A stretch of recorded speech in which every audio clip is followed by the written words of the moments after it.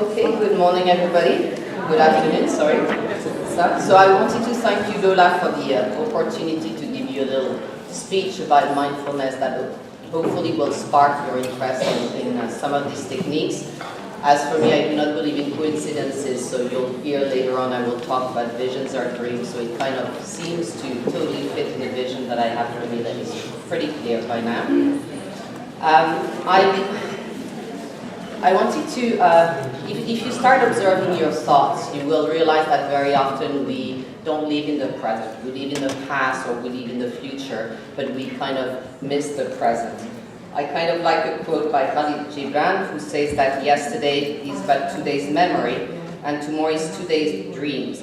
And if you start being aware that the thoughts about the present and the future that you have are actually made in the present, you can come to terms that there's only the present that exists, basically. So developing the practice of mindfulness, which is paying attention to what is and being absolutely present in the present moment with whatever happens around you and or within you without judgment. That is basically the key for mindfulness. And I like this picture because once you develop tools of mindfulness, it really allows you to get in touch with your inner self, recognizing like deep patterns. It allows you to make better choice, and really from this connection to yourself and inner wisdom, you can develop much more in your life, whether it's being used for companies or in the medical field or for personal growth, for career-oriented actions. It's all, you can use that tool for everything. I just mentioned actually that it's being used in companies. There's someone I was lucky to interpret for called Dean Anderson. He's the CEO of Being First. And he actually brings into the executive of large companies, one of them I think being Loblaws, he brings them the mindfulness so that even within companies it triggers introspection, revision of the strategies that have always been used, and usually allows the company to have a new breath and to basically increase productivity while improving the relationship within the company and the work relationship. I just mentioned also the medical field. I do lots of interpreting in that, and I was extremely satisfied, especially in the high-ranking specialists, that lots of them actually do recommend mindfulness, and there's actually a program at Toronto General about mindfulness for pain management, and that is to lessen the problematic use or overuse of opioids for painkillers. So that's to give you a bit of an overview of the different uses that can be made about mindfulness. I can speak for myself as my experience. I'm far from being a master, and what I give you is just like a short overview to spark your interest. There's a sea of information about mindfulness. I will give you some names later on. But I can tell you one thing is that if when you start something, it's always very difficult to get rid of gravity when you start developing a practice, any practice it can be, whether it's more for mindfulness or whatever. It's like when you start learning about your thoughts, you might feel sometimes like you're riding a wild dragon within a storm, and it's difficult. It's like it's a daily practice that after a while you start being tuned, and then it becomes easier until it really becomes part of yourself. It becomes a reflex of yourself, in something that you will start doing, observing yourself and your thoughts and redirecting them in the direction you want without putting the intention that you really need to firmly put when you start developing a practice. I know that Olympians do use this practice and repeat and practice over time until like they do it as a second nature.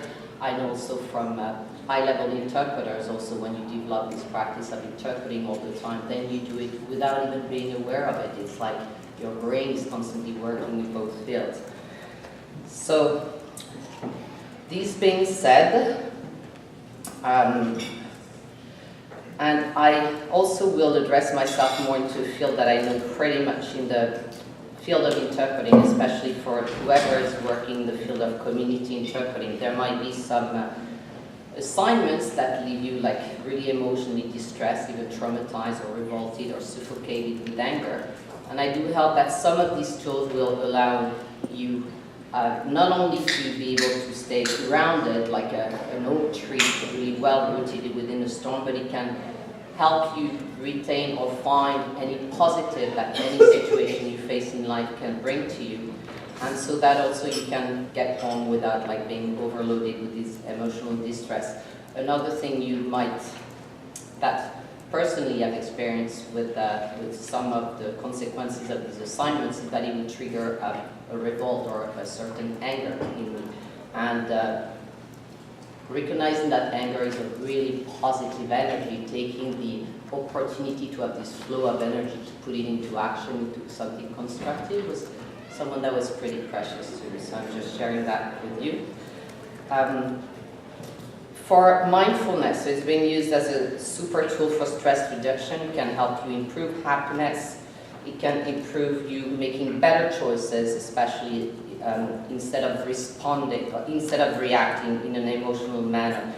When we consider reacting, most of our choices of even thoughts, decisions, or actions are coming from old childhood conditioning, I would call that, or beliefs we have, the social background we come from, and we're really imbibed in that to a point like we're not even aware of. And when you develop these tools of mindfulness, you slowly react.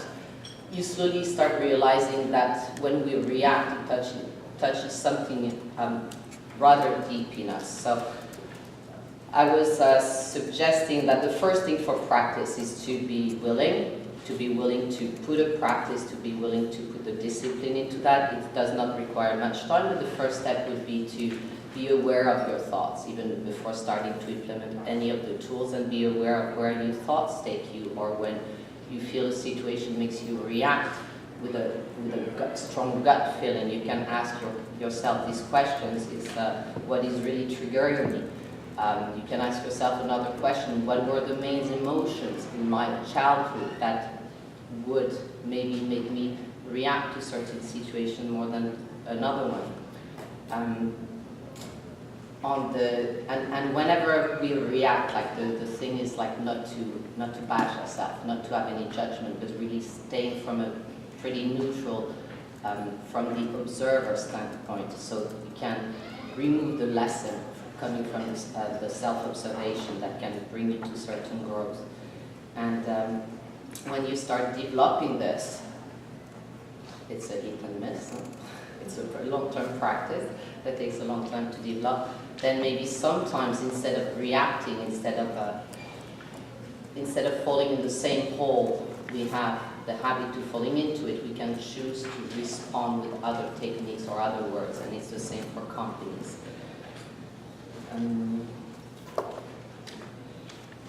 One thing for bringing us back into the present, which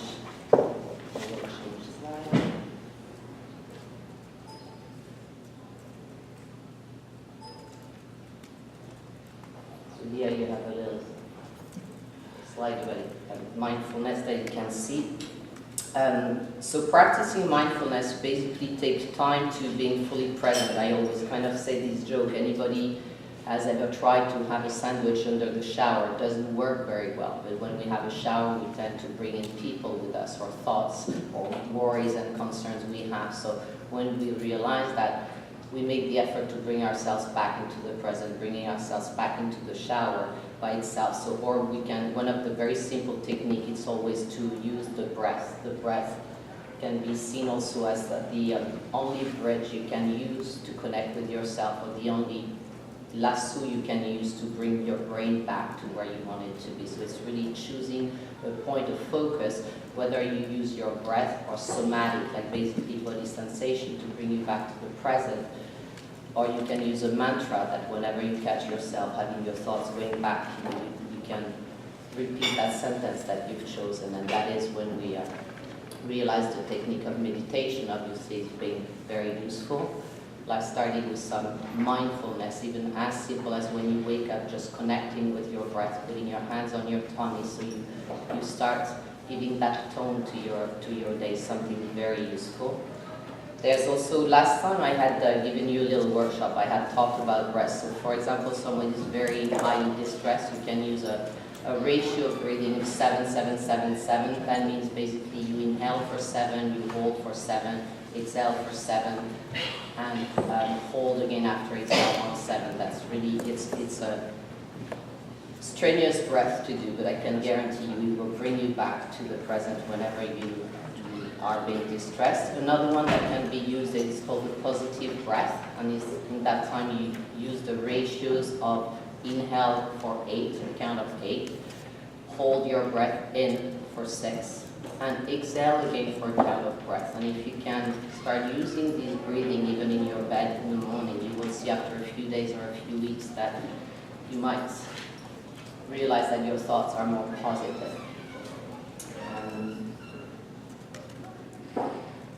I was talking about connected to positivity, and when we are in a place, instead of reacting, we can respond. We can notice that in us, when we keep that position of an observer, we can have more equanimity in our emotions or in our actions. That basically means evenness. Instead of reacting all over the place, then we can maybe juggle our reactions or emotions, being more aware about that in a more even manner.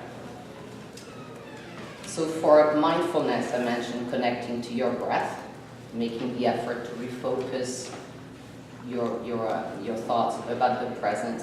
Something that is also very important, and it's gratitude. I took that quote from Lula last year. Thank you, Lula. Cicero said that gratitude is not only the greatest virtue, but the parents of all other. And it's very important. There's now the world of science is coming to term, having scientifically proven what has been used for thousands of years. But when you write gratitudes, especially in the morning, putting them down on paper, making the effort to take that time, making the effort to look for what you're grateful for, and feeling them at a core level, actually does start creating over time a shift in the neural pathway. So you go back to your brain that is built for default towards the negative, because we all had to escape saber-tooth and all that, these kind of animals. I just lost my train of thoughts. Yes, the brain has been built to go towards the negative, but with effort, with practice, it will shift towards the positive. And it's really like if you imagine one of these old records. I guess we're all old enough here to still know about these. It's like a carving these grooves that you would have in a record, and the more you practice, the more these grooves are being put. And so great gratitude is really key for that. It also would trigger some more chemicals, one of them being dopamine, which allows you to have to adapt in better ways. The learning centers of the brain are being open, so it brings you again to the possibility to have more focus, to make better choices, and to have more efficiency, more accuracy even in your work. Something beside gratitude that is very important to develop and be also mindful of, because it can help you achieve basically your best potential as a human being, whether in your personal relationship or work. It's developing the feeling of love or joy or kindness and compassion, and not only towards the others, but also towards yourself. And that is another part of this mindfulness practice, is to very intentionally do daily acts of kindness towards yourself and towards others. And when you realize you do that, another part that is very important is to congratulate yourself. The body having a memory, the brain having a memory, you will look for this kind of little token of congratulation that you give to yourself. So it's an important point that is maybe not always put forward into these techniques. The other thing that is very important, I think Juan mentioned that this morning, and it's when you have mindfulness or when you develop these techniques, we all have some kind of vision, some kind of dreams, of some kind of, I don't know, I want to be less angry, or I want to be more focused in my work, or different things. It's pretty important to think about the vision that you want to have, or the dreams, because if you know where you want to go, then you can align your thoughts and your words and your actions in that kind of direction, and by doing so little by little, your dreams can become reality. And there's a little sentence I had at the bottom of my emails, which I removed recently by Saint-Exupéry, the famous writer for Le Petit Prince, who says, make your life a dream and turn your dreams into a reality. So these are, I have not heard Juan this morning, but I guess what I'm saying also participates maybe to what he had mentioned this morning. So for the practice, I mentioned being in the present, being aware of your thoughts, connecting to the breath, doing specific action of love, kindness, compassion, having a serious, a set vision. If you can think about it, we all have dreams, we all have goals. Sometimes we just don't dare admitting we have them. And so the intention to be aware of the need for us to develop mindfulness practice is the first thing. Then you must have the willingness, obviously, to start practicing, having a discipline, because at the beginning it's not easy, and you will see we all do that, we revert to our old habit, and that's fine, that's part of the practice. Bring us back to what we want to learn today. Repetition is key. Daily practice would be best.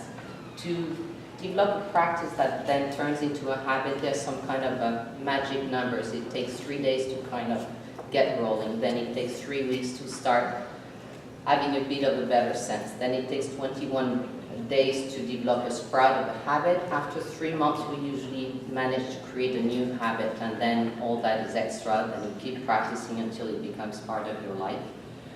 Meditation is very important, because it's the practice of meditation that will allow you to be more aware and observe your breath from a detached standpoint. And then once you're aware, you have this pattern always, and the consequences of having this pattern are not so much what you want at whatever level, then you can over time choose to start applying a new strategy. And again, the same system is being used for improving companies on a profit level. Writing gratitudes 3 to 4 times per day. Give yourself thanks. Be aware of refocusing your thoughts. And I think that's pretty much what I wanted to tell you. So I just hope that what I've told you today is, will give you maybe a bit of a spark to start being present in the moment as it is, and it's especially without judgment. Again, there's a sea of information about this, and the best advice I've been given in my life say, don't do too much, but do 5 minutes every day. And here are a few resources if you're interested. Yeah? Okay, sure. After? Email. Okay. Oh.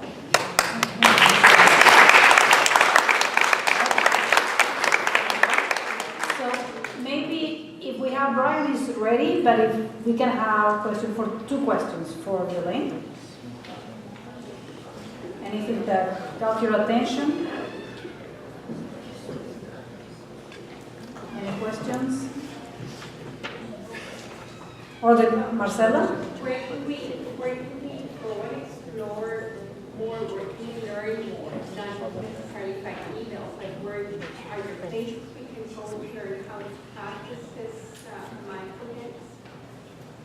There's lots of different places. I know even a hospital for 6 children was organizing sessions. That was part of the resources I wanted to give to you. There's a center called Center for Mindfulness Studies that is here in Toronto.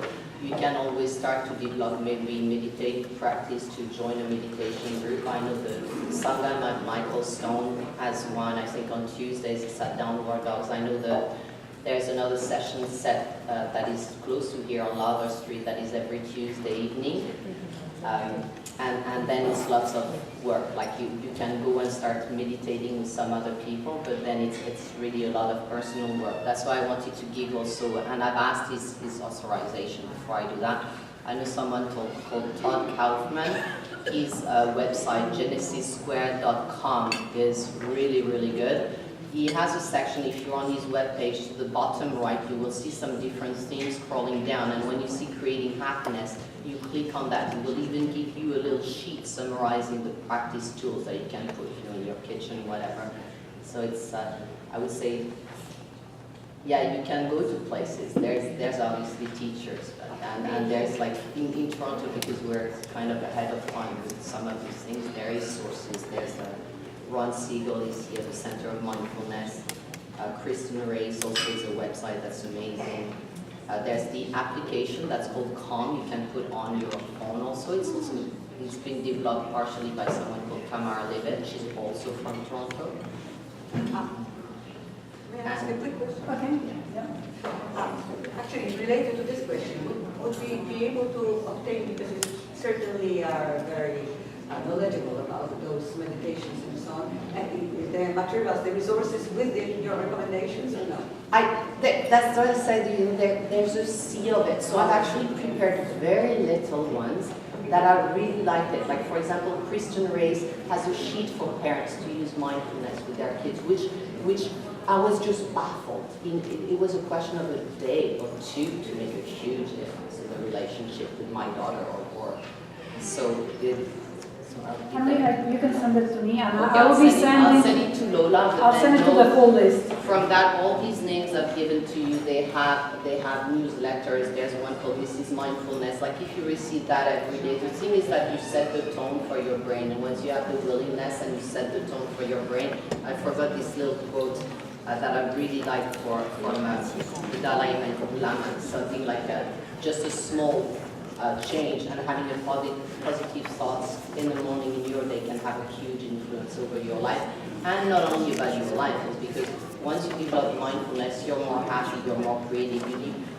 feel less with guilt, but as your reaction, you feel happy. There's a glow that's around you, and that glow influences people around you. So, as the Dalai Lama says, it's my hero story, but it's a very selfish technique that has as a background the intention of altruism, because we all know, like, we can be a grain of sand to make a really large beach, and believe me, you make a difference. Again, as the Dalai Lama says, if you think you're too small, just try to sleep with a mosquito in the bedroom, and you'll realize that anybody can make a big difference in someone's life. So I'll send you the resources. Also, there is a website that is called AuthenticHappiness.org. This is a website from University of Pennsylvania. Professor Martin Seligman has a lot of videos, tests for happiness, for gratitude, simply fantastic. You can find a lot of information in that website. So I'll also put it in the email.